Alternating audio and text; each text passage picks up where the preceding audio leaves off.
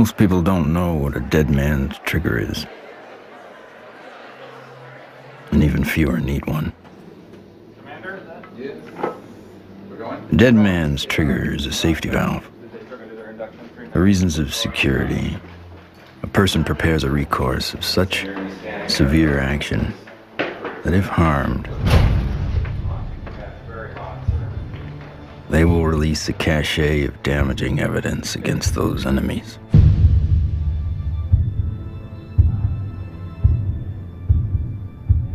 Given his situation, Dr. Stephen Greer is one of those rare men.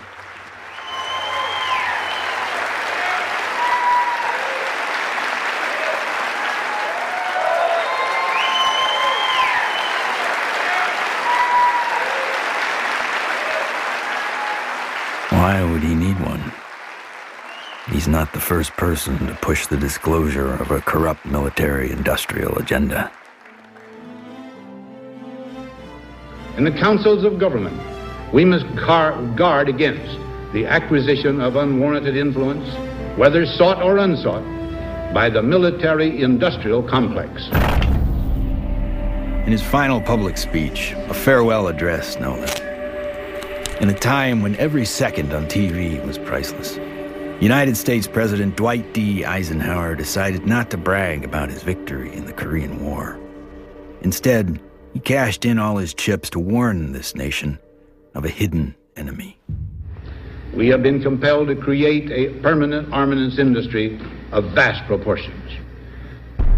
The total influence, economic, political, even spiritual, is felt in every city, every state house, every office of the federal government.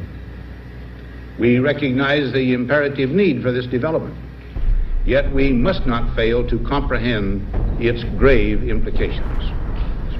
When I was with Lawrence Rockefeller at his ranch in 1993, he turned to me and he said, "The implications of this are so vast and so profound that no aspect of life on earth will be unchanged by its disclosure." I said, "Yes, Lawrence, that's why it's been kept secret. It's not because it's trivial, it's because the implications are so profound." So there have been attempts to bring this information out for over 60 years. And here we sit in 2012 with the world still burning oil and gas and coal, when we have had technologies, sciences, and all the information we need to have had a completely new civilization. What Eisenhower warned us about over 60 years ago, according to Steve Greer, has long become truth in Washington, D.C. The most music, Q107, driving home with the Spearman. Hello, what are people all over D.C. saying about all this money we are giving? And why is Washington, D.C. booming? Because the rest of the country is sending their money here. I know, isn't it beautiful through the trees? My name is Ted Loader. I've been working with CSETI program and Dr. Greer for 15 years. Cool, huh? Yeah. One always wonders if the public really knew what was going on with government covert programs and how much money has been put into it, you know, hundreds of billions of dollars.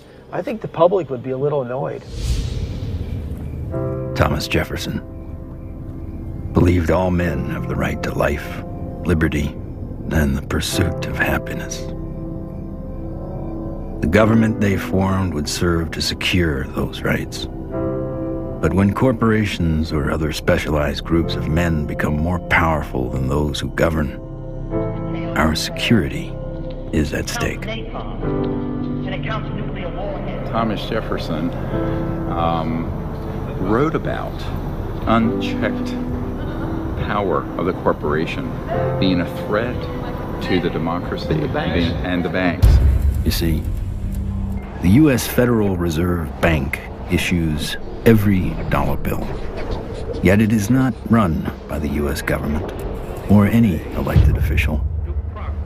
It is owned by a private banking cartel. But here I find the chairman of the Federal Reserve, who's in charge of the dollar, in charge of the money, in charge of what the money supply is going to be. The middle class is being wiped out.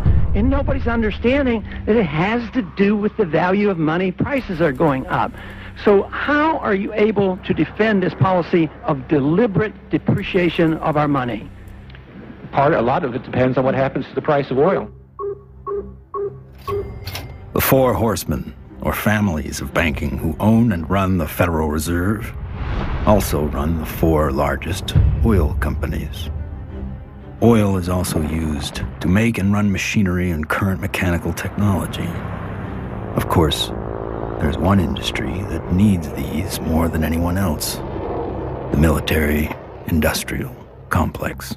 You begin to get into this very scary scenario that has to do with the human condition, of the proclivity to accumulate vast amounts of power around a handful of people.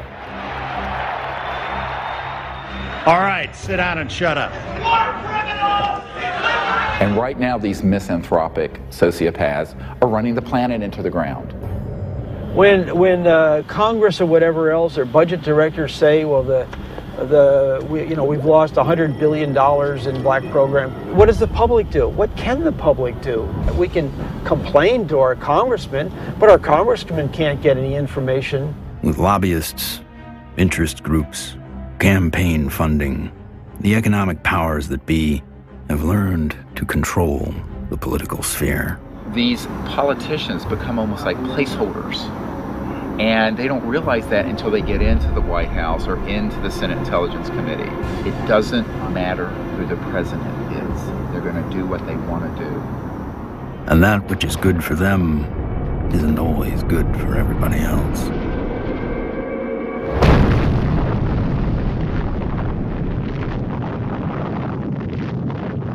From 1945 to 1998, 2,053 nuclear bombs exploded on this planet. The United States detonated over half of them. Now I am become death, the destroyer of worlds. When the first nuclear bomb was exploded in Trinity, Robert Oppenheimer, one of the founding fathers of the nuclear age, said, "We have done this before."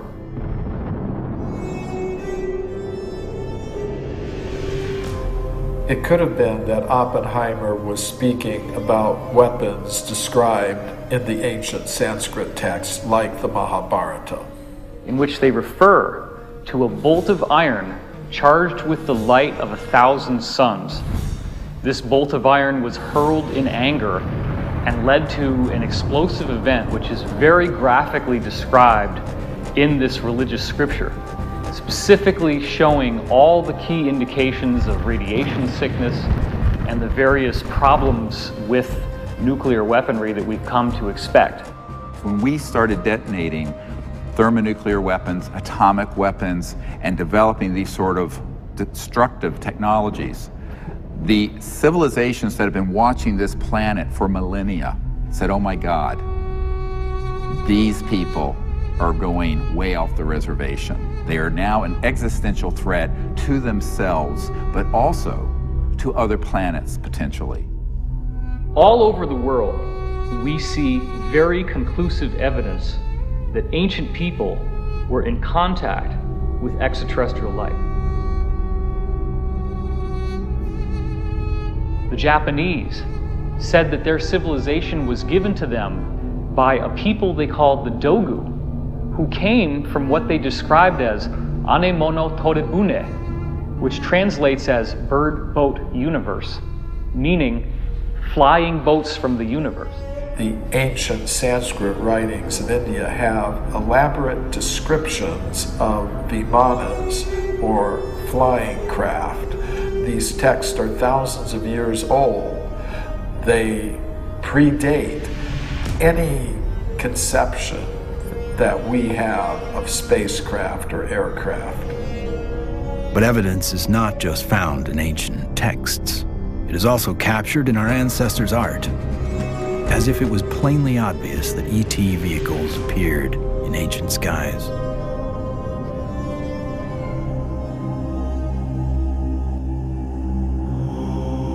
It is a foregone conclusion by most broad-minded people that we are not alone in this universe.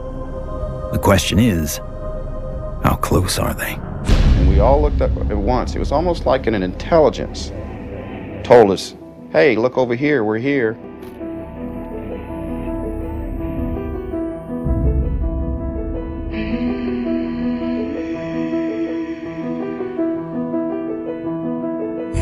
I saw 3 red lights in a triangle almost directly overhead.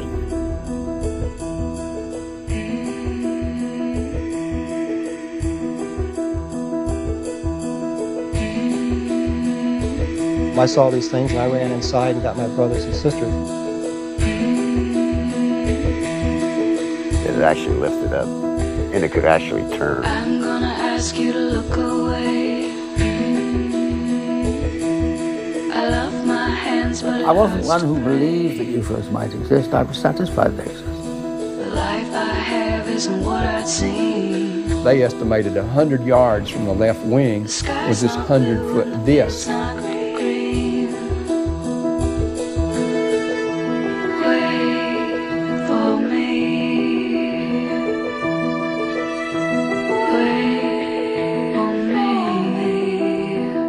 A lot of the astronauts are told to keep it quiet, and they're good Americans too. They develop the film from the moon, everything that's done by NASA.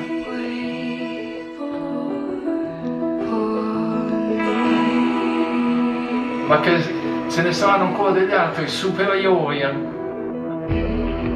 No!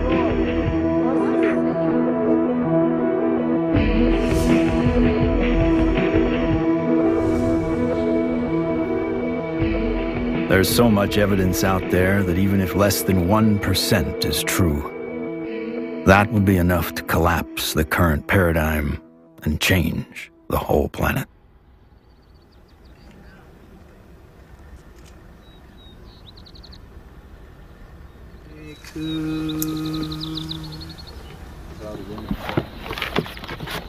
This is our signature tones that we broadcast over a small walkie-talkie. They were recorded in a crop circle. What happens is the extraterrestrials, they come into the area where we vector them in with the signature tones that we broadcast. Then it enables them to home in and get a real good fix on where the site is while we're setting up.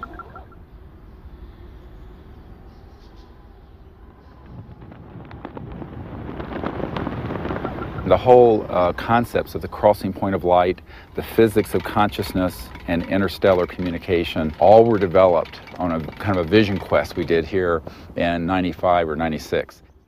Astronomer J. Allen Hynek developed a scale to identify the types of human ET encounters.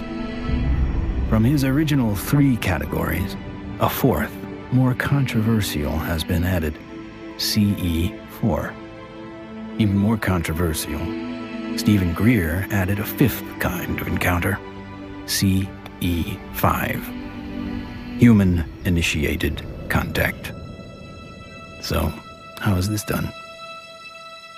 Given Schrodinger's idea that the number of all minds in the universe is 1, in order to make this type of contact, a human could potentially access that single inner consciousness through intense meditation and then visualize his location down through the Milky Way to the planet Earth to wherever he sits under the stars. In theory, then, any extraterrestrial passing by would be able to hear the broadcast and know exactly where to go, if they choose to do so. It's interesting how many people have never been out in a place like this where they can see the whole Milky Way galaxy. Most people who come for a week, it alters their life. There's meditation techniques, there's remote viewing techniques, and once you start learning these processes and refining them, then you can make contact more quickly, more easily, and be more of an asset to the group. Checking to be sure that there's no source from anyone else, so that when we do start having electromagnetic signals through this, we know that it's a legitimate source. My name's Emery Smith. I've been with CSETI for approximately 3 years. Getting the baseline reading. from us? My duties consist of a couple things. I am Dr. Greer's head security detail. I also am their photographer. I operate anywhere from 2 to 6 cameras at one time. Yeah, that's our craft. Goes over the mountains in this direction. Many of the craft that are coming in are transdimensional, and the way I understand it, not visible to the human eye. And that's where this new technology, the night vision, that's where that's coming into play. And with the advent of new technology that's out there, it becomes easier and easier for us to capture these beings and these celestial objects on film. After you do the night vision, it has that green hue, of course. And after a while, when you get back to real life, you're thinking, why isn't everything green? This can't be reality. I want to show an early one from Gulf Breeze from 1992. We went down there, and one of the fun things that happened is that I had about 40, 50 people. Let's go out on the beach. And we didn't have good cameras then, but you'll get the feeling of how exciting it was. Have all these people, and 1, and then 2, and then 3, and then 4 ET craft materialize right in the sky. There it goes, 1, 2, 3. And look, there's 4. There's 4. There's 4. We have a confirmed CE5. Holy damn hot shit. Dog. Thank you. All right. So the point is, it's fun.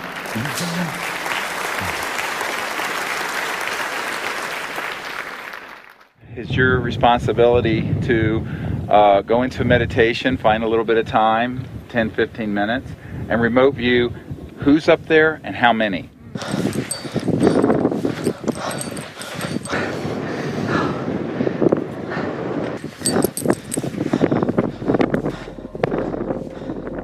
I can attest to the fact that real phenomenon happens here. I really feel that his CE5 protocols are based on a spiritual kind of positive contact, and I think that that is an excellent model for any kind of communication, whether it be on Earth, in the United Nations or wherever, but in this particular field it's with cosmic cultures. And we use consciousness, meditation, visualization, remote viewing, certain tones, and we do it in a group when we can, or even as individuals. It's just been this series of unbelievable events that are amplified by our meditation. It enforces this communication between us and the ETs, and it's so interactive. I could feel everything, I could hear all the sounds just right there. Perfect. And then this being the little larval one comes up, and we had this hug, and I shared the joy in it, and I'm like just thanking it for this experience. Let's do what we can to feel as if it would feel that this is perfectly normal and natural. Oh, sure. And that, this is... Relax and get in that flow consciousness, exactly. So I was jarred by our group getting tripped out and in that kind of, I was startled by some of the ways that our group was being, and I was going, and then there was moments where I was like, wow, I can only imagine how a visitor might feel. The ETs pick up on your intentions, and if you're really out there just to learn and really want to communicate with these extraterrestrials, well, it's going to happen. Avahanam Narayanam Padma Bhavam Vashishtam Shaktim Chatat Putra Parasharam Cha Yasam Shukam Goda Param Mahantam Govinda Yogindra Matashashisham. And we ask these extraterrestrial civilizations to join us as they begin to learn of us, to help us, and to understand us, even as we endeavor to understand them and welcome them here to this beautiful planet. Namaste. Oh my God, another beautiful, stunning, absolutely stunning. Not an airplane.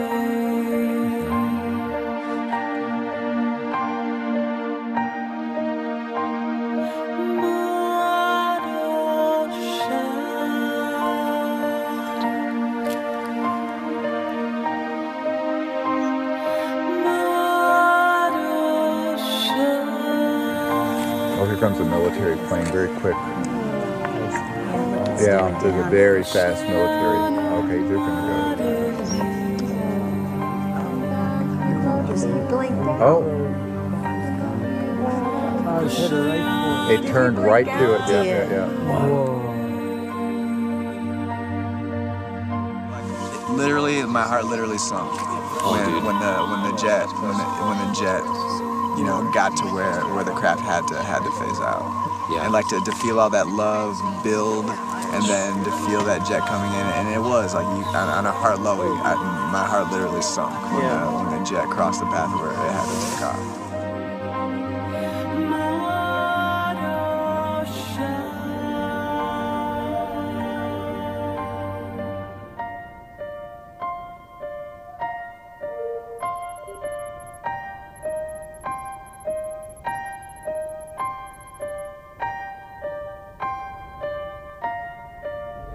So in the camera, that's what you got. You got like this light traveling, and you can see it's not like a satellite where it's got like a path.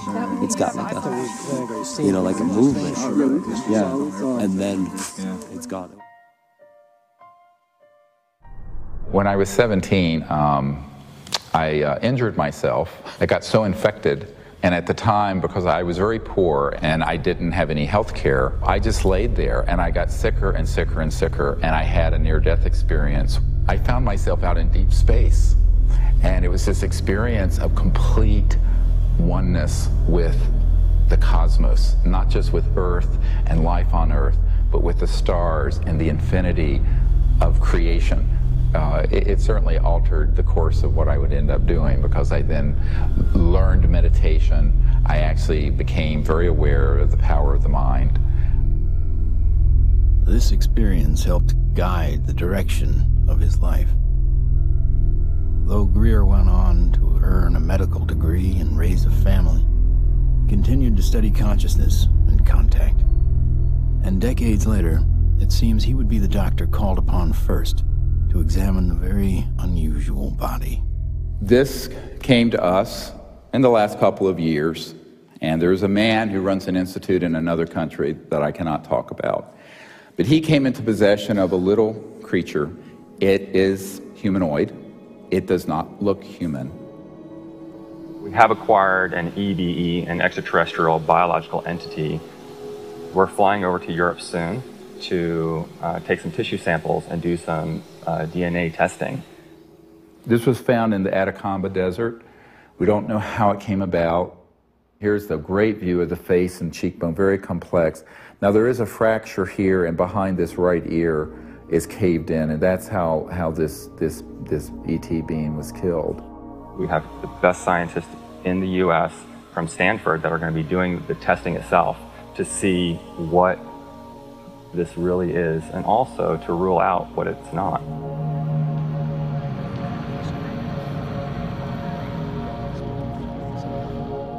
The initial reaction that I had is the same reaction that many of my colleagues here at Stanford and elsewhere have had when I've shown them, is that, wow, what is this? The question is important enough in at least two ways. The primary reason is that there's a lot of claims about specimens and claims about aliens. And of course there's a lot of ridicule associated with that. So one of the best things that we should be doing, of course, then is bringing the best scientific techniques to bear. The techniques are available, the techniques are cheap, the answers are nearly absolute, so let's do it. And it's so exciting because it's not just... In setting up for this, I'm going to be giving Steve not only the tubes that this should be going into, but I'm also going to be sending across the microscope that I feel they should be using to do the analysis with. Before we even get started with some of the analysis, I think it's going to be important to rule out some of the obvious critiques that could come up. And one of those critiques is that this is a syndrome or a mutation.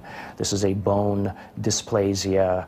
And luckily, here at Stanford, we happen to have literally the world's expert, the man who wrote the book on bone dysplasias and syndromes, a gentleman by the name of Dr. Ralph Lockman, who has kindly agreed to look at the specimen, both the pictures as well as the CT scans and the x-rays, to help determine whether or not it's anything that he's ever seen before.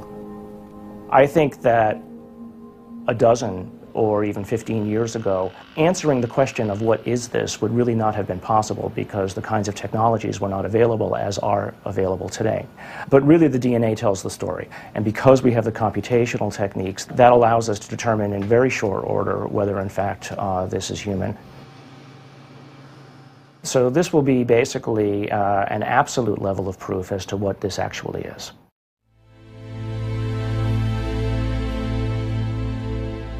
The problem is not proving that UFOs exist. It's when you begin to expose the energy and propulsion systems behind how they're getting here. You're talking about unveiling an entirely new science that would replace oil, gas, coal, nuclear power, public utilities. And this is the $600 trillion problem.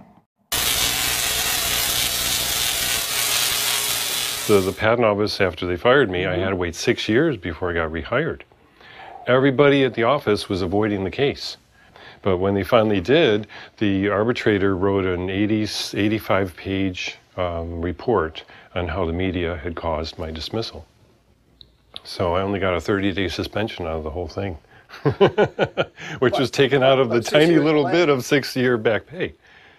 So that was great. Yeah, it was. It made it all worth it, so to speak, because that's how we were able to open the offices and stuff. It was very comfortable. No feeling of being shocked or anything else, just a good feeling, comfortable. What scientists need to do and normal people need to do is they need to look at the hardcore evidence, decide that, oh my gosh, ETs are real, and then get over that. And if that's the case, then you can start extrapolating because they're getting here, which means they have solved the physics problem, if you will. That's an actual photograph that Mark Whitford took, a friend of mine. And you see the stars in the background. So this is a fixed camera. The craft was a triangular craft moving away from him, and all of a sudden it makes a right angle turn. Apparently it has what I would describe as inertial shielding. It's the only way something can make a right angle turn without having everybody killed inside of the craft. Though we experience inertial forces every day, their origins remain a mystery. However, there are theories that point to interactions between objects with mass and a quantum energy field. Inertia is due to the zero-point energy interaction. So you're interacting with a charged matrix, which is a zero-point field. If you try to change that, then you get a reaction force. There must be an interference shield of electromagnetic nature that would stop that interaction with the zero-point field. And you can suspect that UFOs have already figured this out because they wouldn't be flying around and still have inhabitants. New energy scientists today are attempting to find new ways to define the relationship between electricity, gravity, magnetism, and propulsion. But as history has shown, change does not always come easy. It's like Newton. Why is that apple falling? Nobody ever asked that question before or even tried to come up with an answer. And Newton comes up with something called Newton bucket, or Newton's problem. The only guy that solves it 300 years later is Einstein. So, how smart can we be?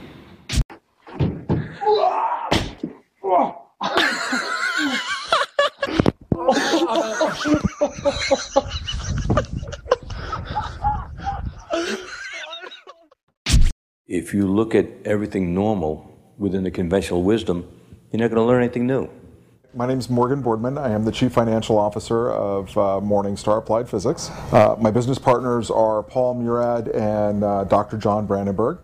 What we're doing, like I said earlier, is we're using a magnetic field that's rotating about the axis with the hope of generating a magnetic vortex. In essence, we are trying to start a civilian advanced research projects agency.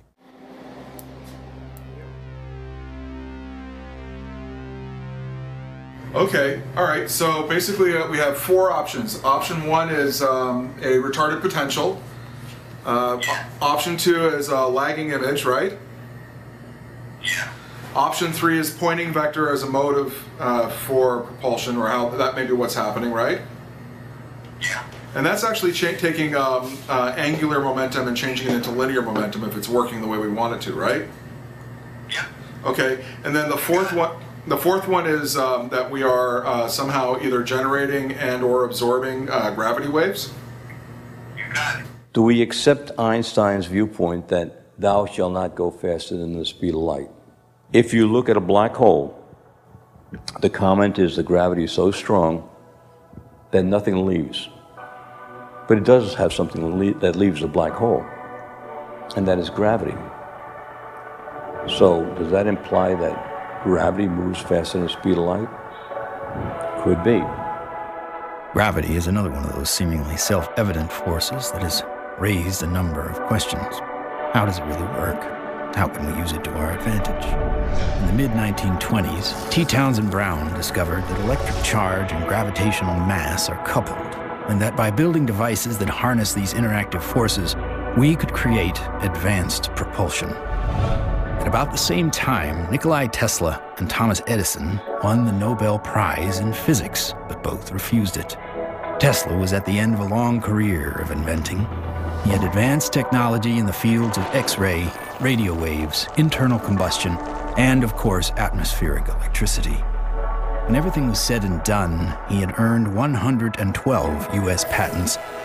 He proved that electricity can travel wirelessly in the air, and ultimately died penniless. However, his work did influence many others, most notably Lester Hendershot and Dr. T. Henry Moray. Hendershot invented a magnetronic generator to energize an impossible flight, if fueled by gas, that took Charles Lindbergh and the Spirit of St. Louis from New York to Paris. Dr. T. Henry Moray developed the Moray valve, a device for extracting radiant energy from the zero-point field, and demonstrated this device hundreds of times and had dozens of signed affidavits supporting his science. Yet in the end, even these two notable scientists were ignored and bullied. Dr. Moray's device was hammered down and broken into pieces by a competitor, and before he could finish reconstruction, he passed away of natural causes. Hendershot fled to Mexico to continue work, but was found dead at 61 years of age, attributed to suicide. There's all kinds of skullduggery that happened there. I don't think T. Henry Moray ever got a decent chance to ever do anything with that. There is absolutely no question that T. Henry Moray had a system that produced about 50 kilowatts out of a 55-pound box. The conventional electrodynamics model does not allow this to happen. In other words, it doesn't allow you to extract excess energy from the vacuum and use that to power your load. It costs just as much to restore it as was used to destroy it. So we got to put in more than we can ever get out in a load with such a squirrely circuit. And that's the only kind of circuit we've used in power systems since day one. We're still building them. We're still making power systems that deliberately kill them. So we pay the power company to have a giant wrestling match inside its generator and lose. In the 1950s, there were some very provocative articles saying that, oh, electrogravitics is the best thing since sliced bread, how all the aviation companies are now backing electrogravitics, they're all doing experiments on it.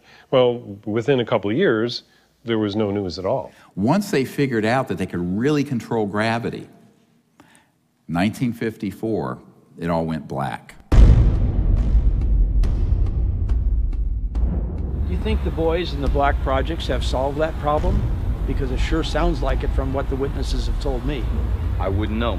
I wouldn't know. Sorry, but I can't even think about it. I see so many things in my life, it's just hard to say. A local inventor has discovered a way, hear this, to use water to run your car.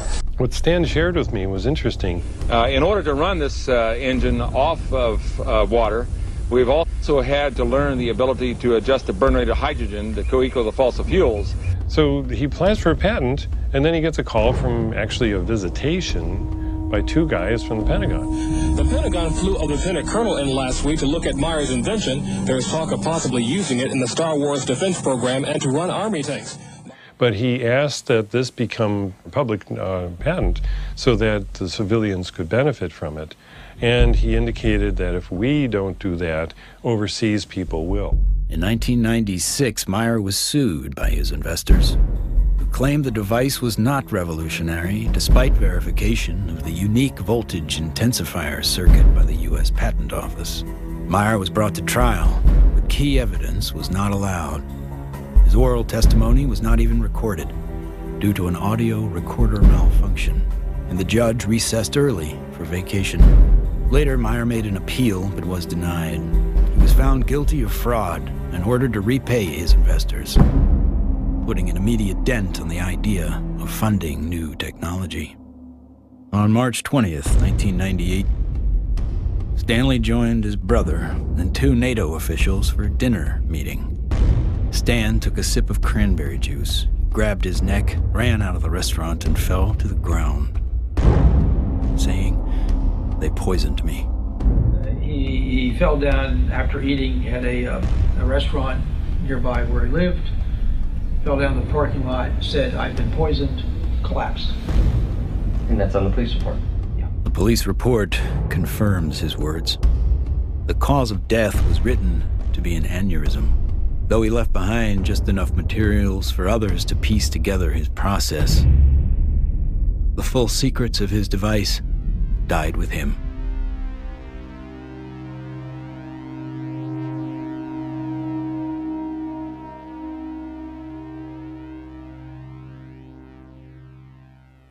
So from this, I began to do more work with the administration, various people, friends of the president, the Rockefeller family. Lawrence was the white hat in that crowd who wanted us to bring this information out, actually hosted us at the Rockefeller Ranch in the Tetons. And one night he pulled me out on the deck and he said, "Well, you know, we really need you to do this." I said, "Lawrence, you're old, you're rich, and you're Rockefeller. What do you want me to do? I'm just a country doctor banging around in an ER in North Carolina." He says, no, we want you to do this. I went, okay. So I'm the throwaway guy. I'm the guy you can throw away because my life doesn't matter. We are back in Rachel, Nevada with our first 2 distinguished guests. Stephen Greer is a North Carolina doctor. He does a lot more than watch the skies. He fires off messages, and he says that someone or something is responding. Dr. Greer is looking for close encounters of the 5th kind. What, at this minute, do you believe? Our assessment at this point is that there is at least one extraterrestrial civilization which has managed to make its way to our corner of the universe. And number 2, that there's no evidence at all that they have hostile intentions towards this planet.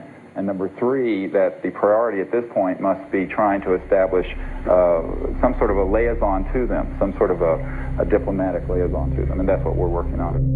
Is there a continued cover-up? Yes. Do those at the highest levels of government agencies know that there's a cover-up? Not necessarily.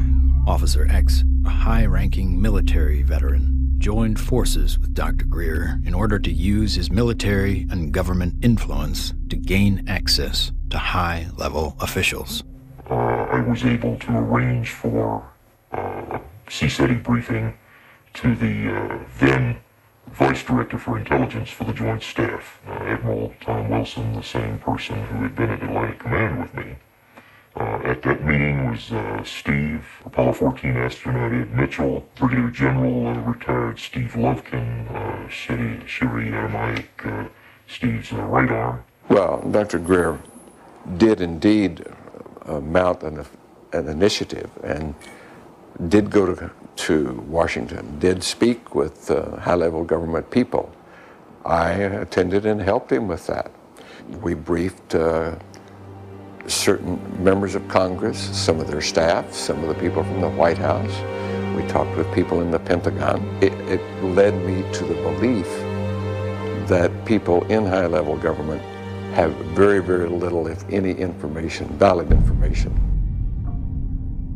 One of the most important of all the meetings was with CIA Director R. James Woolsey. Here I fly up to Washington. The cover story was a dinner party. One of the things that I found was that this CIA director wasn't lying when he communicated to us that he had not had access to these projects. He was shaken to his core. We met for not 20 minutes, almost 3 hours. And by the end of it, I handed him, my hands were shaking, I handed him this document, and it was a position paper recommending executive orders and the things the Clinton administration and he needed to do to get control of this mess. And he looked at it, and he looked at me. He says, yes, he says, but how do we disclose that which we have no access to? And I almost wept. I went, what? Dr. Greer approached many D.C. officials in an attempt to gain an audience. One of the people who took him seriously was former CIA Director Bill Colby. True, if there's truth in it, there can be a danger in that situation. We've seen that happen in other cases.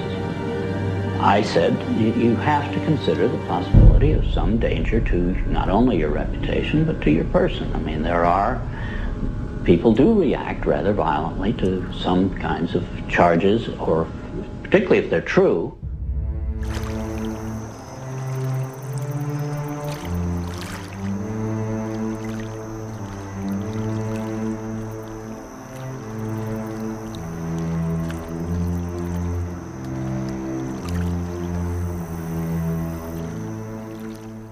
Now, you know, I'm a 30-some-year-old doctor with 4 kids, a golden retriever, and a house in North Carolina. So I'm going, this is down the rabbit hole fast. But that is the situation, my friends, when you're dealing with secrecy that is criminal and illegal. In 1997, in an effort to push his message deeper into Congress and the White House, Greer headed to Phoenix to prepare a video with his best evidence to show in Washington, D.C. While he was in the editing room, the biggest UFO witnessed event in history was about to happen. On March 13th, 1997, when the Hale-Bopp comet was very clear in the northwest sky, thousands of people were outside trying to get a glimpse of it when they also caught a glimpse. These orbs, giant orbs, equidistant in a V formation of 1 mile to 2 mile wide in some very credible reports. And that's the particular area where these phenomena keep popping up from my vantage point. The Native Americans living in the basin between South Mountain and the Estrellas have told me that not only were they looking up at the Phoenix Lights during the mass sighting, but they've been looking up at them for centuries. I live in a community called Loop, northeast of Flagstaff, on the Navajo Indian Reservation. We'll have to go back in time one day before. We saw 6 to 7 lights that were circling along the horizon. The entire street came out. It was almost like a block party. Everybody turned off their lights, everybody sat in their front yards, and everybody watched this unusual light show.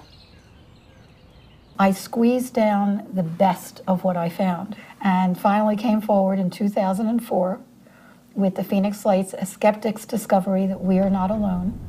10,000 people approximately witnessed this, one of the largest experiences of this sort ever recorded.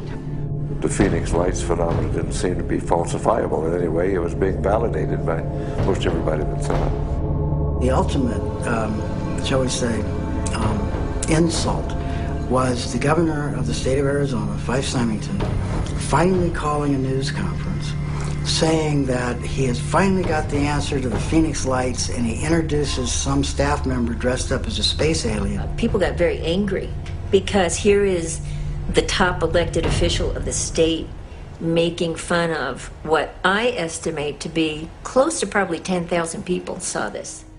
Under the watchful eye of the public, Symington retracted his statement. If you had been here 10 years ago and standing out here and looking up there at the lights and the view, you would have been astounded. You would have been amazed. The so-called Phoenix Lights were seen by many people in 1997. Skeptics say they were military aircraft or flares, but not the former governor. It was probably some form of an alien spacecraft.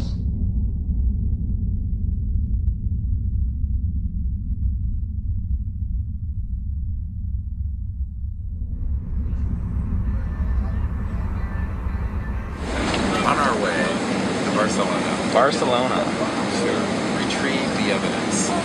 Dr. Bravo. Hi, Are you ready for the trip? I'm ready for the trip. I'm so excited. We're going to do some very wonderful work, and I can't wait to get the results. Upon arriving in Spain to look at the being for the very first time, I was kind of skeptical.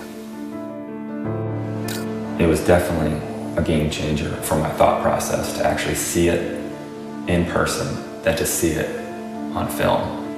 The first thing we had to do was go to the radiology lab because we needed x-rays and CAT scans before we did anything. Porque esto ya se lo comenté que era un poco difícil de hacer. The best we can get. Lo mejor que pueda pasar. Porque evidentemente no se puede manipular para nada. The head radiologist at the center saw the being and was quite impressed. And the first thing she said was, "Wow, that looks like an alien." That's really okay. This is fabulous. This one's pretty good for you. Yeah, for that one, yeah. Okay, that's good.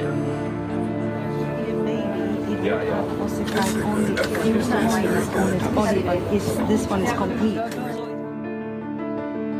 And when the CAT scan images started coming up on the computer, it was just profound. And I saw inside the bone, and I saw, organs and lung material, brain material. I knew that this was not a hoax, it was not fake, that this was actually some sort of living creature. Right, well, if somebody made it, they have a future in microsurgery because they were smart enough then to put in these millimeter-wide bone holes where the arteries go in to feed the bone marrow.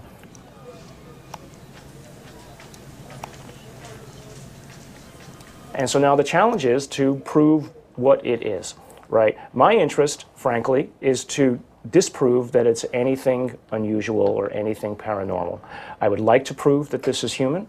I would like to prove that this is just an interesting mutation, but obviously if you leave your mind open, or I should say if you leave your mind closed to alternatives, you'll never see what those alternatives might actually be. In every situation with scientists, your reputation's at stake. I have every expectation that even doing this is going to lead to some ribbing from some of my colleagues, right? But I think that that's perfectly acceptable because at the end of the day, who's going to validate these things? If someone isn't willing to step forward and do it right, then you're going to have it sitting out there forever, hanging in limbo, right? I mean, if you let other people and their opinions stop you from believing what you know to be true, then all you're doing is stopping the possibility of progress. Anytime anybody tries to study this subject seriously, we're subject to ridicule. I'm a full professor at a relatively major university, and I'm certain that my colleagues at the university laugh at me and hoot and holler behind my back when they hear that I have an interest in studying unidentified flying objects. There's really a subtle kind of suppression at play here. You don't worry about what the CEO of Enron thinks about what you say. You worry about what your friends think. You worry about what your parents would think if you posted whatever you care about on Facebook or something. We take the risk to appear to be a crackpot. There may be people who are going to be threatened by that for any number of reasons. My feeling was that I was involved in a lot of strange activities, so I tried to say to myself, let's not look at this with too much exposure and mention it because there's a question of credibility. This should be the subject of rigorous scientific investigation and not the subject of rubbishing by tabloid newspapers. MUFON is the Mutual UFO Network, and it was founded in 1969 by Walt Andrus. And our mission statement is the scientific study of UFOs for the benefit of humanity. MUFON is the world's largest UFO investigative organization. We have approximately 3,000 members worldwide. Approximately 500 of those have their PhDs. These are people who really would like to delve deep into the UFO phenomenon and try to figure out not only what it is, but how it's happening. Armed with what he thought was some of the best available evidence, including the Phoenix Lights, Steve Greer organized a Project Starlight briefing before several Congress Pentagon, and White House staff members. Things seem to be on track for disclosure.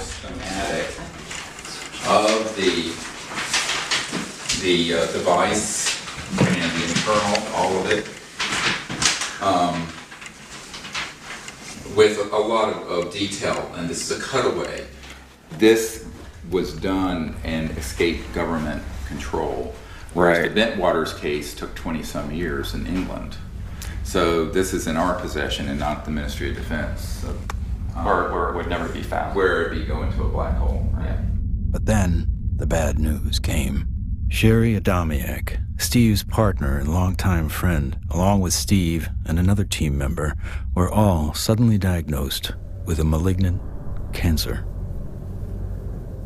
I've had these experiences since I was a child or a young man, but to articulate them so other people understand them, I need someone with capacity to hear it. She was that person. I mean, it's been... You can't resolve things. It's been very hard for me. Oh, yeah, I know. Get up I know every day, it has been. You know, but...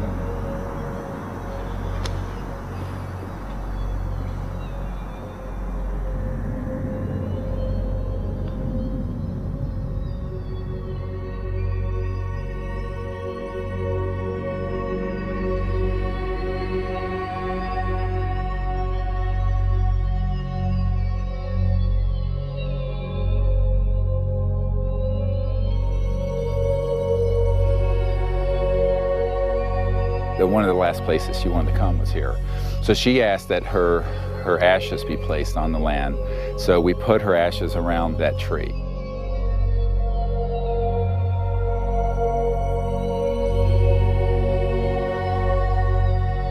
I don't take anything for granted, frankly, and so each time that I do a presentation or lead a group, I think, this may be the last time.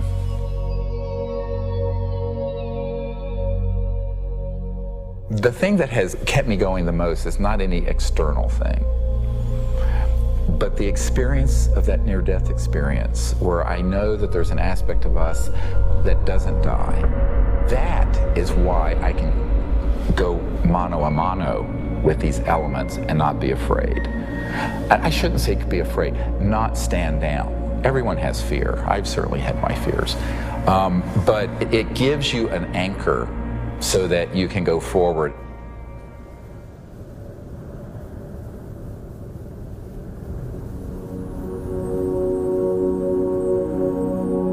More than ever, Dr. Greer understood what he had always sensed. It was not the power of a cosmic field or quantum vacuum that would propel us into a new world. It was the mind. This really is the opening to an entirely new science of consciousness. You can maybe think of consciousness as a television set. On the TV screen you see pictures and sounds and so forth, and if you tried to find out where that was coming from and you looked inside the television, you're not going to find it. It's not there. The signal is in the radio waves around it, invisible to us, that's being interpreted by the television as pictures and sounds. So this is very much like the state of how we understand the mind and consciousness. Dr. John at Princeton proved that putting your awareness on a device that was a random number generator would affect it. So you have this random number generator and it's producing 50-50 ones and zeros. And then you introduce a person into the picture and you tell them, try to affect it with their mind. Think more ones or more zeros. You measure that, and sure enough what they found was that there are more ones or more zeros being produced that correlate to that person's intention. So we can see effects being produced forwards and backwards in time, which is really strange. Distance doesn't seem to matter as much. You can get the same strength of effects if you're right in front of the REG or if you're on the other side of the planet. Consciousness is a non-local field, and it isn't limited to your brain waves and body. Dr. John once had the opportunity to ask the Dalai Lama if he thought the random number generators themselves were conscious. And the Dalai Lama thought about it, and his reply was that if you think they're conscious, then they're conscious. Just like consciousness can have positive effects on the zeitgeist or ether, it can also work the other way. Unfortunately, when you start to deal with inventors who have anomalous results that seem to be over unity, paranoia seems to accompany that process. And John Searle is famous for having a circular magnetic device that has both energy and propulsion built into one unit. And the electric company felt that this guy was stealing money, took him to court, went to jail, his house caught fire, and all of his property and all of his designs burned. The concept of freedom, this sort of idea of people having the liberty to pursue happiness and to pursue abundance, this has been completely, in a sense, turned upside down. We actually reprinted a report on the military involvement of the Department of Energy. And it's so extensive, it's the major operation that goes on there. There have been over 5,000 patents that have been sequestered by the national security state, taken out of the public domain. Many of them deal with energy technologies. It's a policy that the military seems to feel is necessary for national security. However, at this point, we often wonder, 50 years after World War II and the Cold War, whether such sequestering is necessary. Suppression of new technology would be an obvious plague on the idea and strength of a free market system. Yet, it still seems to happen right in front of our eyes. And this is a huge controversy, one of the largest, maybe most intense controversies in the history of science. There's nothing worse, I found, than suggesting to academic physicists in particular, and academics in general, that they are not only wrong, but disastrously wrong, catastrophically wrong.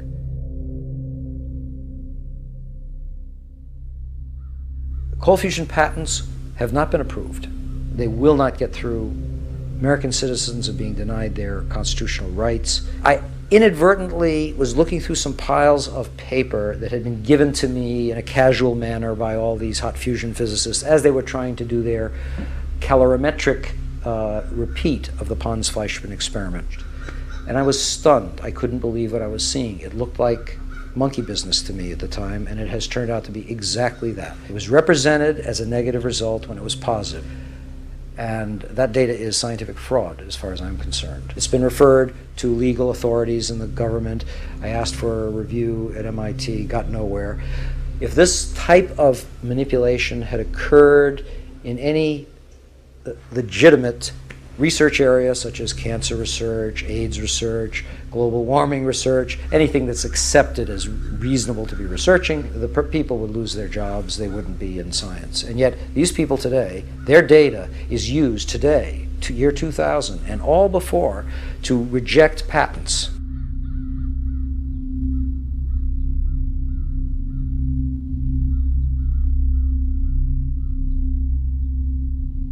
Yes, there is serious criminal activity going on that ultimately must be rooted out.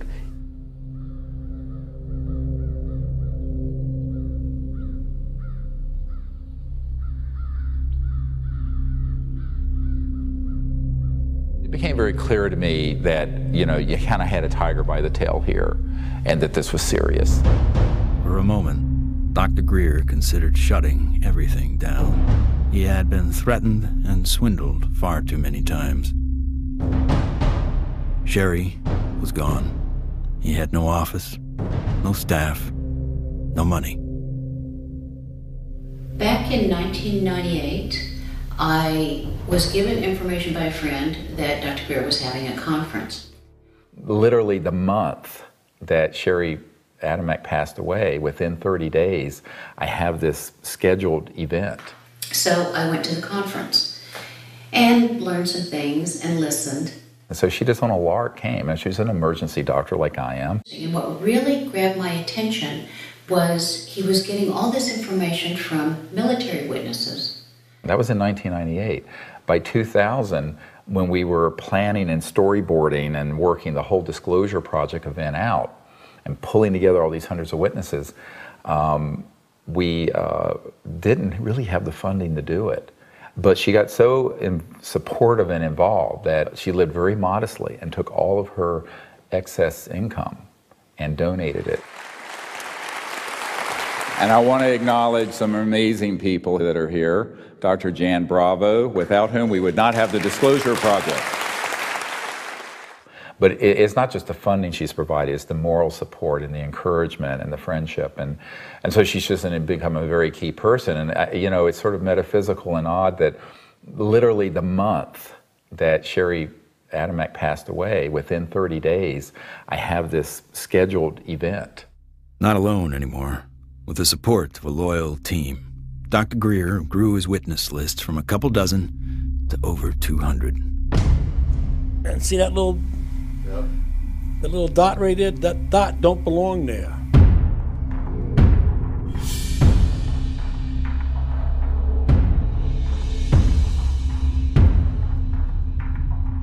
I said, I'm one of those, what you would call the high government official in the FAA. I was the division chief. There was only 3 or 4 down from the admiral. I was awarded the Air Force Guided Missile Insignia. I was the first photographic officer in the Air Force to get they called it the missile badge. So I forgot who it was that called, but he says, we got a problem here. What's the problem? He says, well, it's that UFO.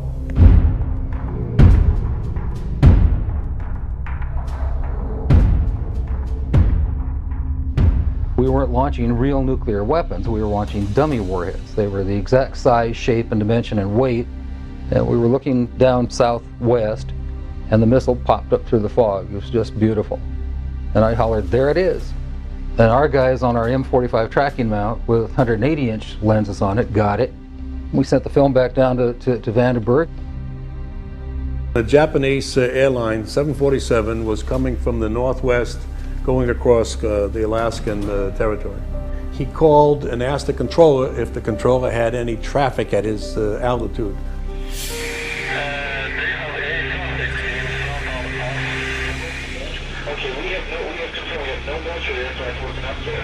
His radar is picking up a target. He sees this target with his eye, and the target, the way he described it,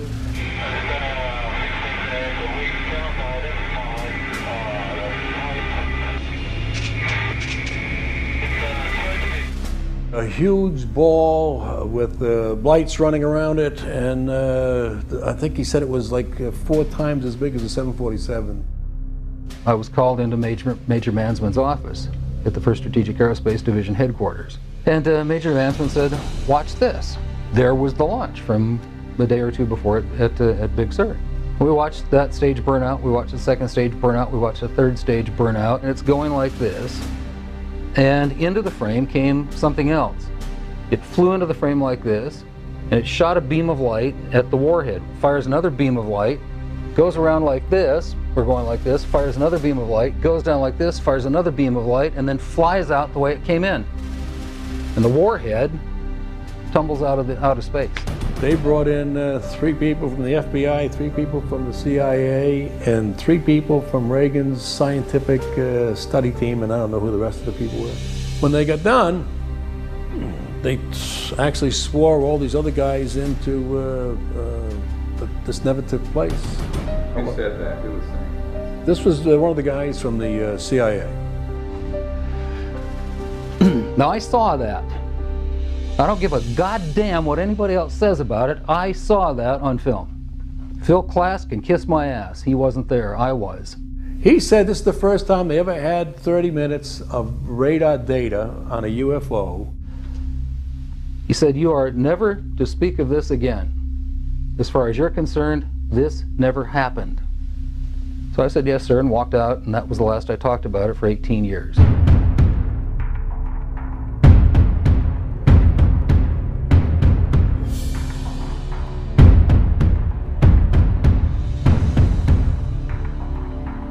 I had the original video that I took, and I had the pilot's report, and I had the FAA's first report that was all downstairs on my table. They didn't ask for that, so I didn't give it to them. There are things that I know about that I did in the service that I won't talk about to you now because they're top secret, and I could get my ass in trouble for talking about them. If you parse what Major Mansman said, he said, you are to say, this never happened. Well, that's not classifying it top secret, is it?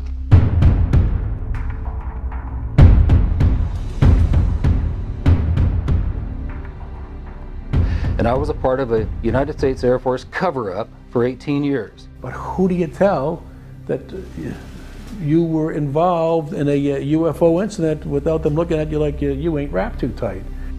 What we photographed up there affected me for the rest of my life and made a huge impact on my understanding of the universe and of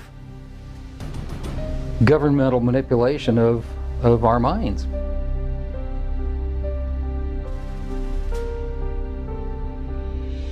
Now, with the witnesses on his side, Dr. Greer had the firepower to attack Washington again. We are not alone. That's the message a group of pilots, scientists, and former government officials want Congress to hear. 21 members of that group already have testified in Washington for what's known as the Disclosure Project. And we had all volunteers who organized that whole event. And there was no paid staff. So when people look at that whole period, we didn't have an office, a secretary, and one paid staff person. But we did it. Dr. Stephen Greer heads up the Disclosure Project, a group that compiles information from people who say they've encountered extraterrestrial forms of life. 20 years ago, in 1980, I was a security specialist assigned to RAF Bentwaters. Objects made incursions over our WSA, fired pencil-thin beams of light into them, and adversely affected the ordnance, possibly. There were bodies that were involved with some of these crashes, also some were alive. What do members plan to do with their information? They hope Congress and President Bush take notice. We are asking for the U.S. Congress and for President Bush to move towards an official inquiry and disclosure on this subject. Those that don't want to believe you will never believe you anyway, so it doesn't matter. It doesn't change the truth. A spokesperson for the Senate Science, Technology, and Space Committee says no congressional hearings are planned right now. Elaine Quijano, CNN Headline News, Washington. I stand before you today in my almighty God, and I tell you this. If Congress calls me in and says, will you testify in detail what you know, I stand here today prepared and ready to do just that. Governments must never lie to the people. Thank you.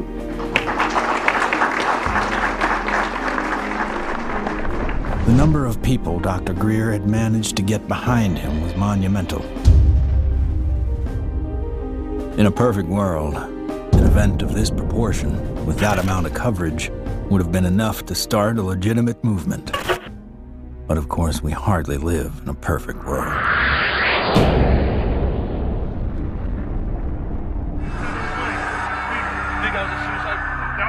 Yeah, don't say it. It's on, you know it, right? I don't know, guy. Everything's fucked up. 9/11 became the mother of all news stories and completely changed the game for everyone.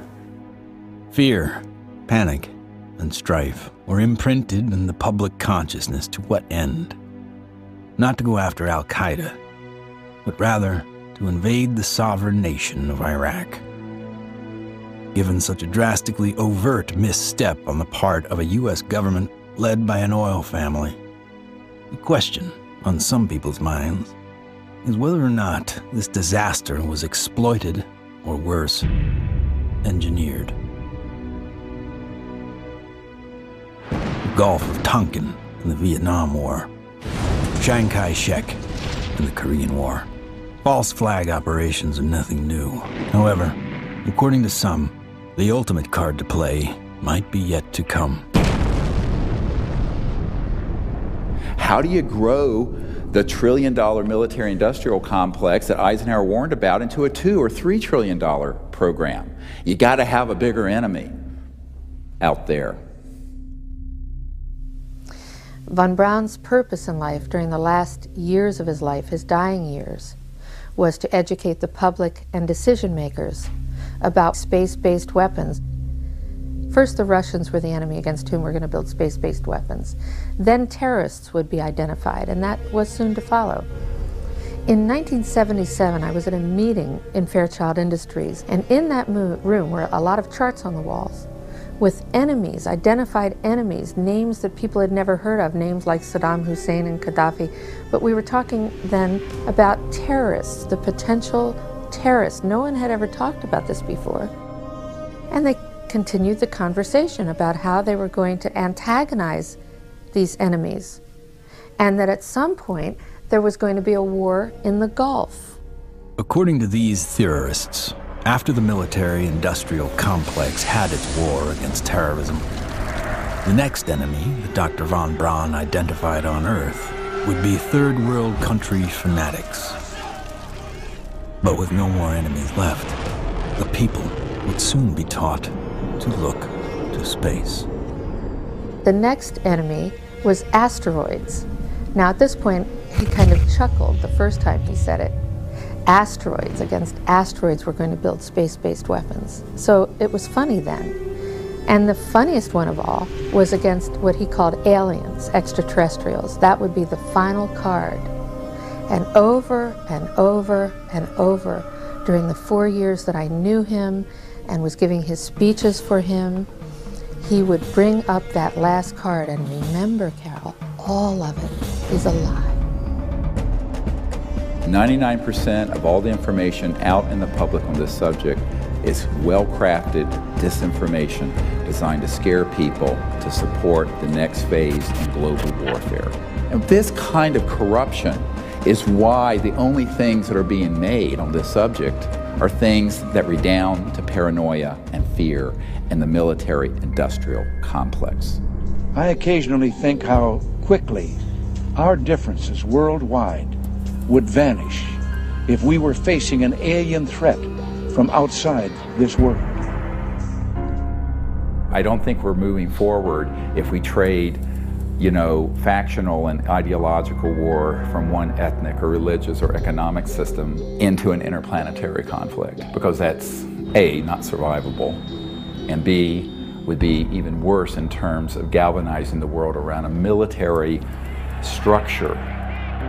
That has been the central organizing principle of our society for a few thousand years, actually. It is hard to concretely prove that 9/11 was a false flag attack because the people behind it are so good at covering their tracks, especially with the compliance of mainstream media. If you had trillions of dollars, you'd be pretty good at it too. The adversary is closer to home. It's the Pentagon bureaucracy. According to some estimates, we cannot track $2.3 trillion in transactions. $2.3 trillion in transactions. According to the Comptroller General of the United States, there are serious financial management problems at the Pentagon. Fiscal year 1999, 2.3 trillion missing. Fiscal year 2000, 1.1 trillion missing. And DOD is the #1 reason why the government can't balance its checkbook. I would like for you to respond to the questions that I've put to you today. I've forgotten what the second question was.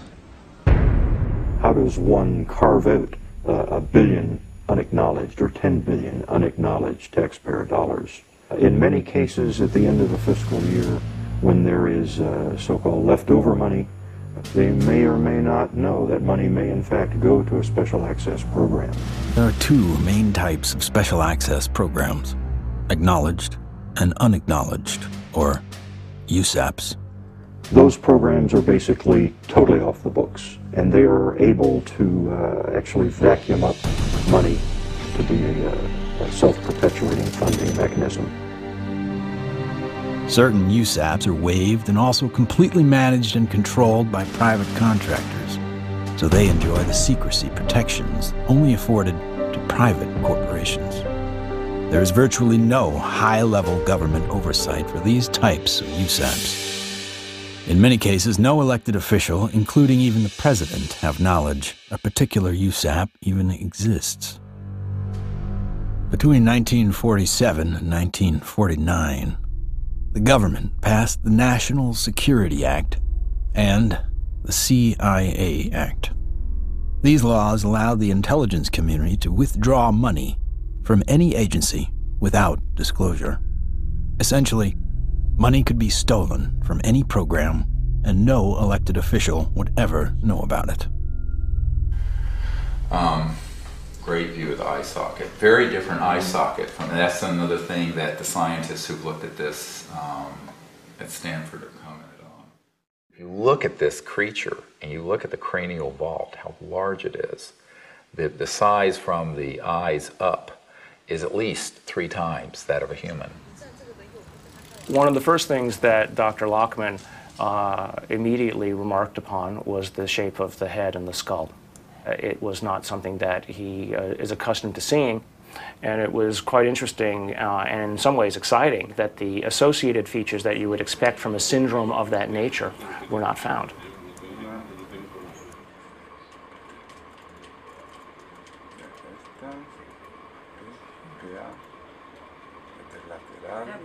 This specimen does not fall under any known, to me, class of disorders or syndromes. In many respects, the proportions of the spine and extremities are normal. The major abnormalities appear to be 1, the size of the specimen, mid-face hypoplasia and underdevelopment of the jaw, and that the specimen has only 10 ribs. Humans normally have 12, rarely 11.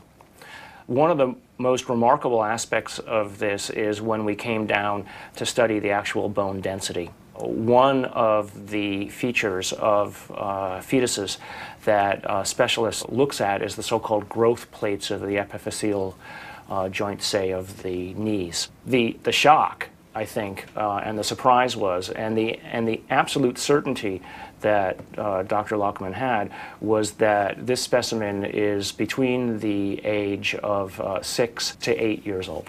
The shock was that this specimen was clearly not fetal. How do you explain how something 6 inches tall survived to any length of time that would allow for it to survive 100 or 1,000 years ago?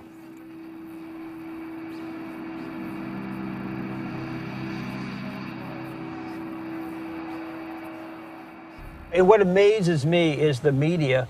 Well, they're so compromised on this, they don't dare do anything but follow the company line on it. The company line being a series of lies. This is a document talking about the current program at the CIA.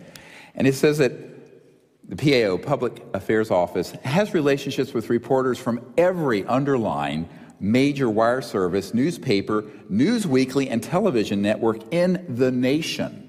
In many instances, we have persuaded reporters to postpone, change, hold, or even scrap stories that could have adversely affected national security. Now, what's the purpose of this? The CIA has no mandate for anything domestic. The FBI is domestic. What the hell is this? Where are we now? We are in a bread and circus. This is a phrase used to describe the creation of public approval, not through excellent public policy, but rather through diversion and distraction. No, I'm not doing that. I'm sorry. You are driving me nuts. That's ridiculous. Keep people fat, keep them happy, keep them diverted, and keep them entertained with drivel and shock and nonsense. That's, unfortunately, the sort of thing that has taken the place of news and information. So that what we're seeing today is a world in which perception is being managed by as little as 5 major media corporations who collectively control magazines, newspapers, corporate news websites, television stations, movies, documentaries. Who are these people? Who could be behind the curtain? Who could possibly be controlling us so effectively? A shadowy government with its own Air Force, its own Navy, its own fundraising mechanism, and the ability to pursue its own ideas of the national interest, free from all checks and balances, and free from the law itself. Majestic 12 is real. Victoria's MJ-12, which is no longer called MJ-12. I'm trying to find out the new name. Basically, it's an oversight group intermingled with the National Security Council and the National Security Planning Group. They have full control. They have no congressional oversight whatsoever. They answer to nobody. whatever activity is going on, to the extent that it is a clandestine group, a quasi-government group, a quasi-private group, it is without any type, as far as I can tell, of high-level government oversight. And that is a great concern. Ladies and gentlemen, the very word secrecy is repugnant in a free and open society, and there is very grave danger, for we are opposed around the world by a monolithic and ruthless conspiracy that relies primarily on infiltration instead of invasion, on subversion instead of elections. Its preparations are concealed, not published. Its mistakes are buried, not headlined. Its dissenters are silenced, not praised. It is a system which has conscripted vast human and material resources into the building of a tightly knit, highly efficient machine that combines military, diplomatic, intelligence, economic, scientific, and political operations. And we are, as a people, inherently and historically opposed to secret societies, to secret oaths, and to secret proceedings. It's got too much tissue on it. They actually want a piece of the bone from at least like a 0.5 of a millimeter in. Como medio milímetro de...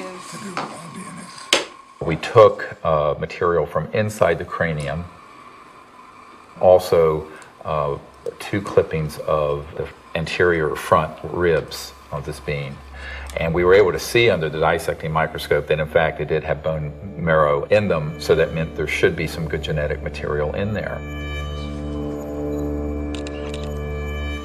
It was really nerve-wracking. Imagine, 2 big guys here trying to operate on this 13-centimeter long beam. But we did it.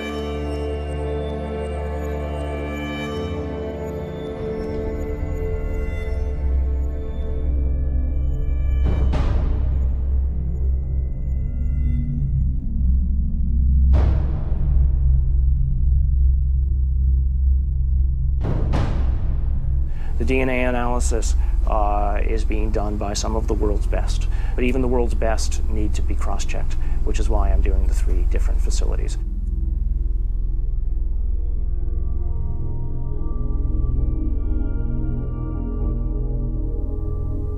So I actually ran 4 samples. I ran a sample of my own blood. It was a very small amount, just 100 microliters. I ran 2 blanks, things that just had water in them, because that would be essentially a contamination control. And then, of course, the sample itself. And really the all-important first result was whether or not there was in fact any DNA which was isolated. And the actual shock for me was when I got the amount of DNA out of this sample. It was way above what I had originally expected. What you have on the left here is a so-called DNA ladder. This is a size standard. This one on the end is in fact my DNA, and it has an expected size distribution as well as some banding. And validating the original measurement is this analysis that basically shows that we have a nice distribution for the sample's DNA. When we physicists look for alien civilizations, we don't look for little green men. We look for energy consumption. We look for type 1, type 2, and type 3 civilizations. What are we? We are type 0. We get our energy from dead plants, oil and coal. Around the year 2100, we will become a type 1 civilization. And we see the beginnings of that now. What is the Internet? The Internet is a type 1 telephone system. Imagine, if you will, sitting down to your morning coffee, turning on your home computer to read the day's newspaper. Well, it's not as far-fetched as it may seem. Information has largely been controlled in a top-down way. What we're seeing now is the dissemination of discoveries coming up from the grassroots and not from a top-down centralized authority which has the ability to say, this isn't making it because we don't believe it's true, this is making it because it fits the mainstream. When we want to form a new team in a new country, then all we have to do is contact someone there using the internet, and suddenly they're a member of the node. From this online collective seems to come a real communion. People from all over gather in groups to investigate UFOs with safety in numbers against ridicule and disinformation.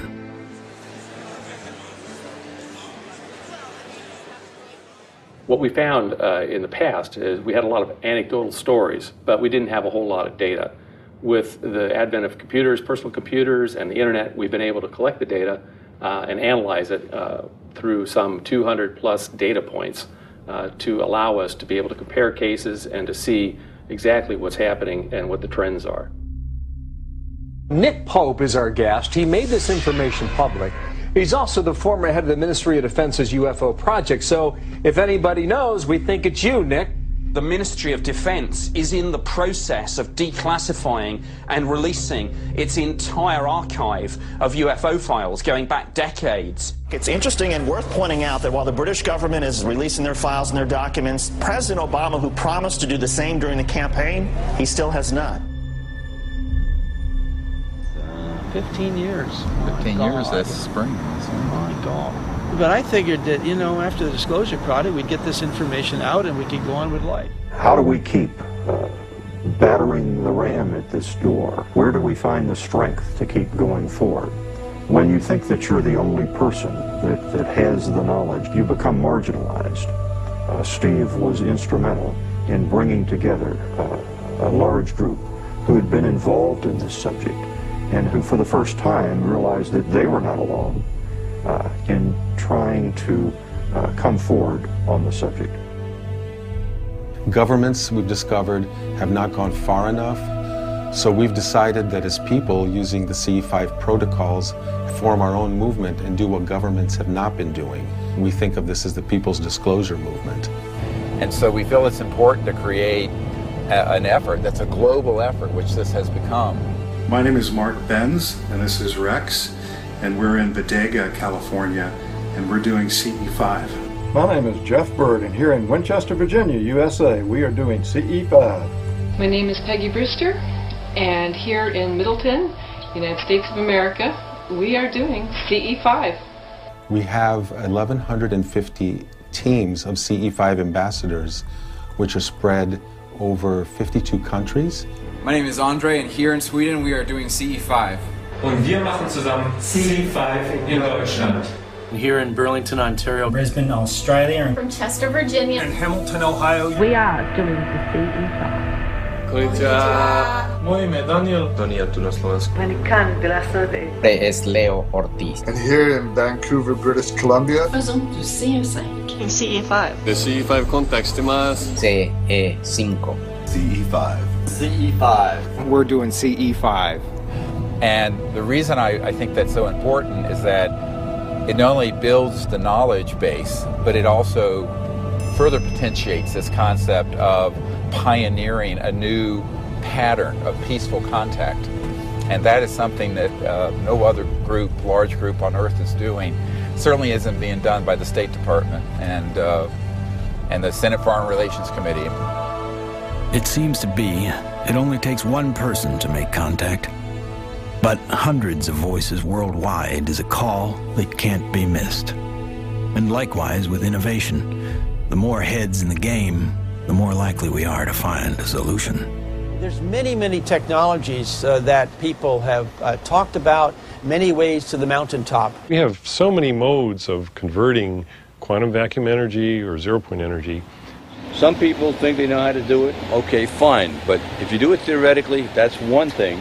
But then you got to do it experimentally, and that's the hard part. Those opposed to new energy technologies can tie the hands of hundreds of inventors. But how will they ever fare against tens of thousands? The output milliamperage is more than the input milliamperage. It's a clear indicator of overunity. I'm gonna ask you to look away. I love my hands, but it hurts to pray. The life I have isn't what I'd seen. The sky's not blue and the field's not green.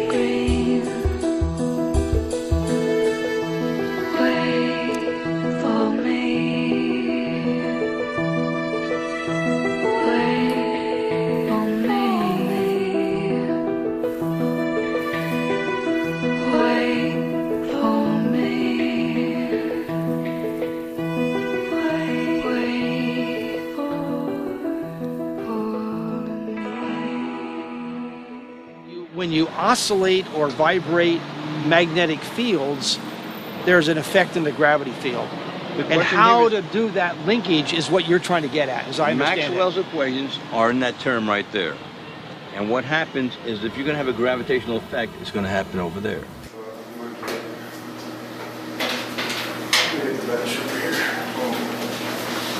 John, I think I can help too.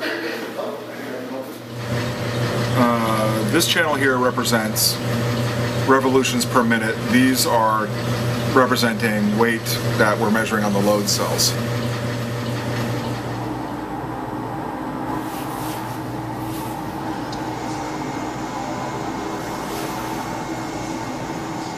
Full steam ahead.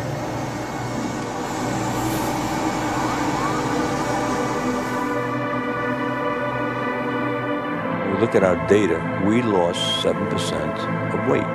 If we move this thing and it loses weight, I must be generating gravity waves. Though the device maintains its shape and size in terms of dimension, it is losing mass. That's a possibility. If it is losing mass, then certainly it would also be affecting time in a very localized manner. By looking at new technology, you could break through new commercial aspects to improve our society.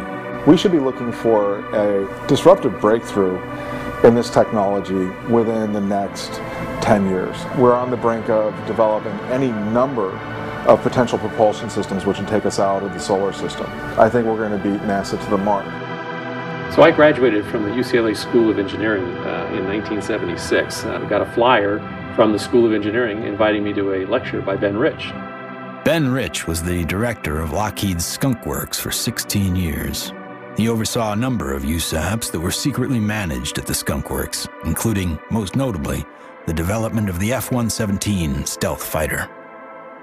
Ben shared a slide set of about 40 slides of different things, starting with the U-2 spy plane, going all the way up to the stealth fighter at that time, mentioning that he couldn't talk about the other secret stuff.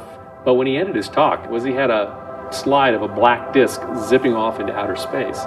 And he ended this talk with these words: "We now have the technology to take ET home." So you have to have vision, and you have to have the guts and the courage to go out past the steps and do something of any value, and we have to go past our grasp. And we asked him questions about it. What did you mean when you said we have the technology to take ET home? Ben shared three major things that I think are worthy of research by researchers worldwide at this point in time. The first was we've somehow figured out how to do interstellar travel already. It's known. The second point he made was that there was an error in the equations. My suspicion is it's probably Maxwell's equations for electromagnetic theory.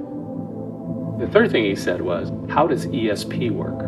And I was really kind of startled because I didn't know what to say.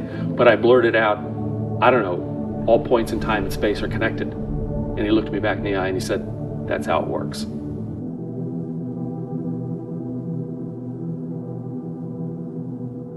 History has taught us that to simply innovate new technology may not be enough. We have to find a way to get past the suppression. We've already now had a breakthrough just a couple months ago of the tritium battery. Finally, a company has come up with an actual commercializable unit, but it's very small. It's designed for an IC or some small circuit component. So this is a good sign. because it shows the way to introduce a free energy device is to introduce a small version of it. If you have a revolutionary energy device, it has to be introduced in a way that doesn't look like it's a revolution.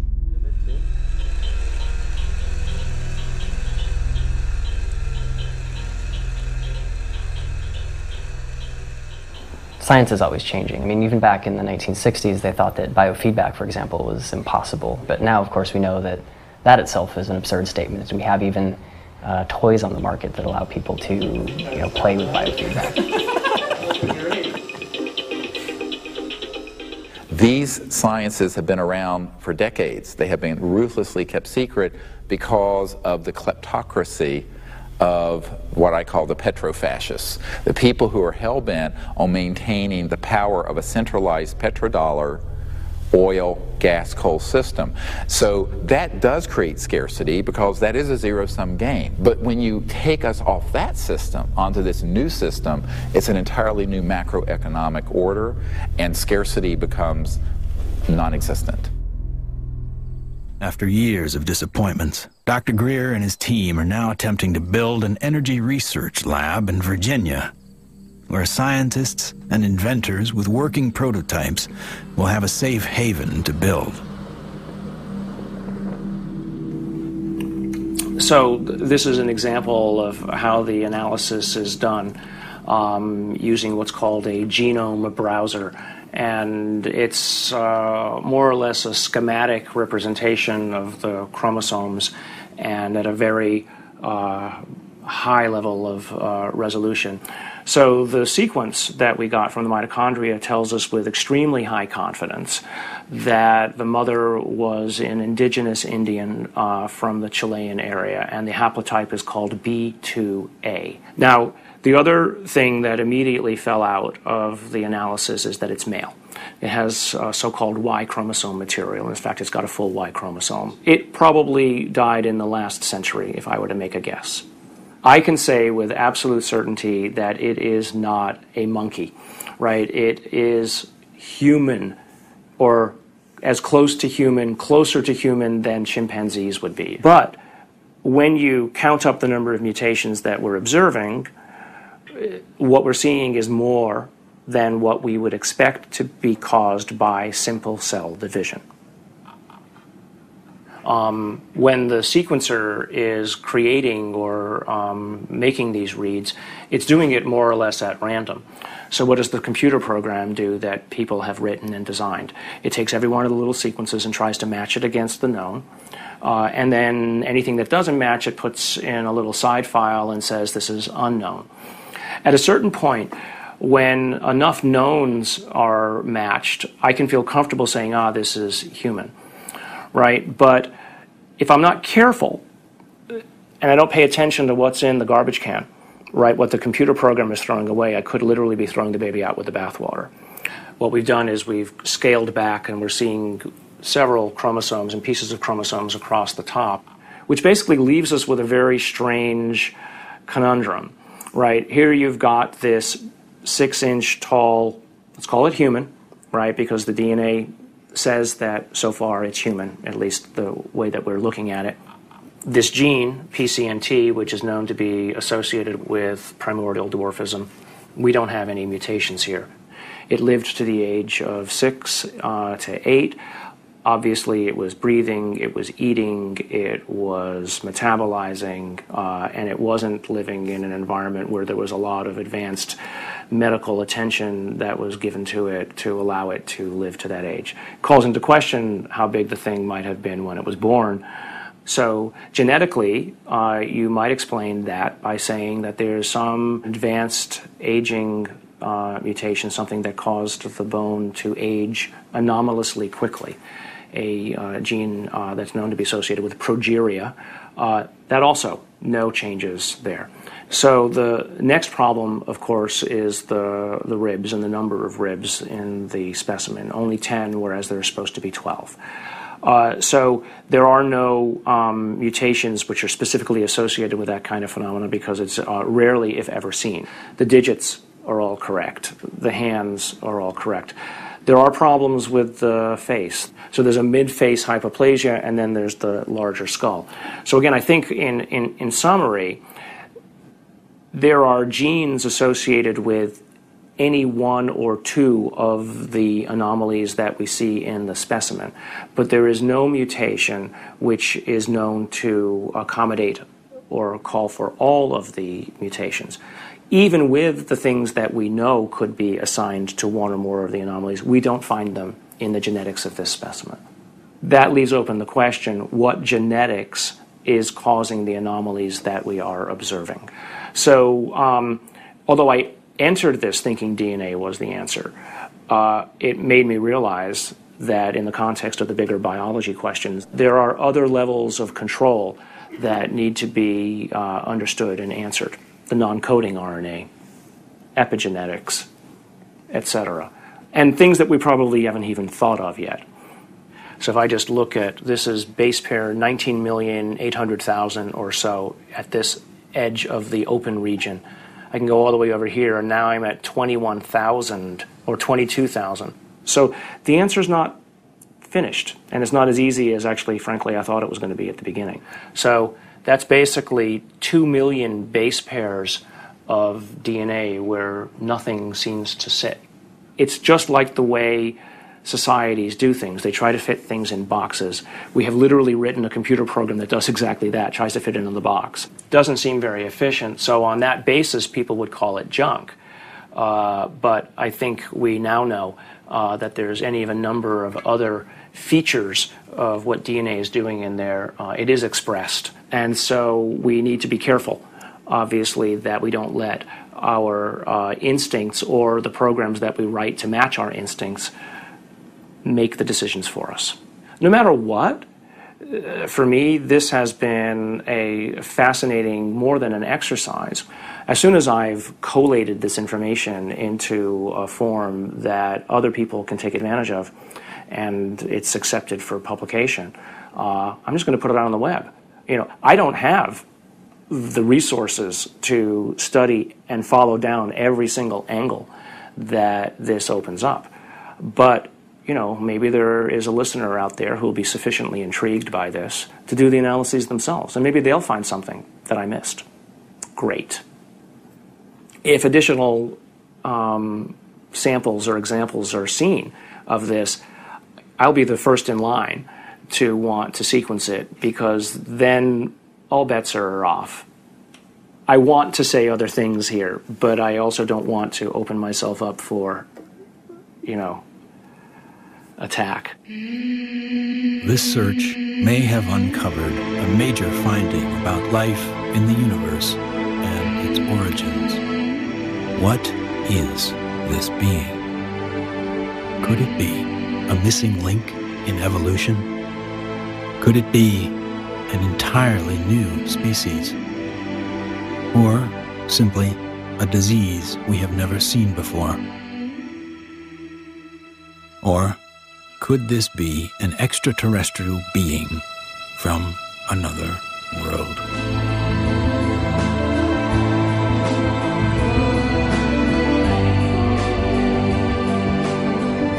Whatever the case may be, this challenges the boundaries of human scientific knowledge. Dr. Gary Nolan has set a new precedent for scientific investigation and rigor in the realm of the seemingly impossible.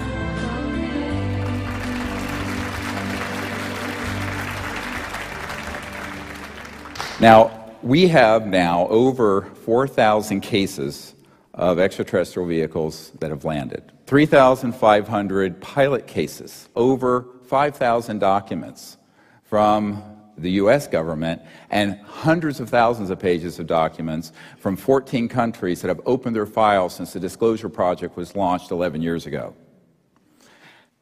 And yet, this isn't on CNN every night. And this is probably the most important thing going on this planet today, and yet nobody talks about it. If we don't explore what to do, we're going to miss the boat. And that could be why Eisenhower's final message wasn't just doom and gloom. it was a charge to the people to spit out the bread, look away from the circus, and take some responsibility. Only an alert and knowledgeable citizenry can compel the proper meshing of the huge industrial and military machinery of defense with our peaceful methods and goals. The dam is in fact breaking, and you're beginning to see countries all over the world begin to come forward with what they know to be absolute fact. Since 2001, 24 countries have opened their UFO files to the public, including Australia, the UK, Vatican City, Germany, Russia, and Canada. The United States is not yet among them. What we have to do is pave the way for these leaders. Because if the people will lead, the leaders will follow. They'll have to. And it isn't about overthrowing the Pentagon, it's about leaving it behind. My goal when I started this was to make this so that I wasn't important at all in it, that there would be enough people that they go on without me. And that way, it doesn't matter if I drop dead. The future is here already. The technologies are here, contact is happening. And if we come together as a people, what we're going to find is that all of us working together are going to be able to create a world that is amazing. If every single one of us told everyone we know that we're being visited by intelligent life, that the sciences are here to give us a new civilization, we're liberated from that macroeconomic slavery, but this is the destiny of humanity. Thank you very much. God bless you all.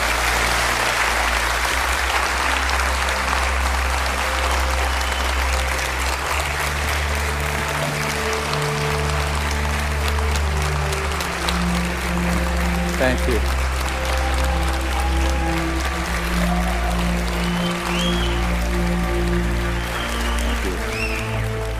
What we've come to learn is this. We are standing at the precipice of a new age. There is power in the many, but only when they're acting as one. That's when resonance happens. Whether joining together as a responsible citizenry against the forces standing to divide us, or joining consciousness to unite with the beings who are prepared to communicate with us.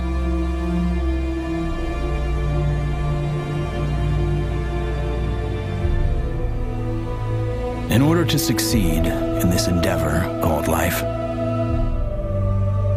we must come together as one.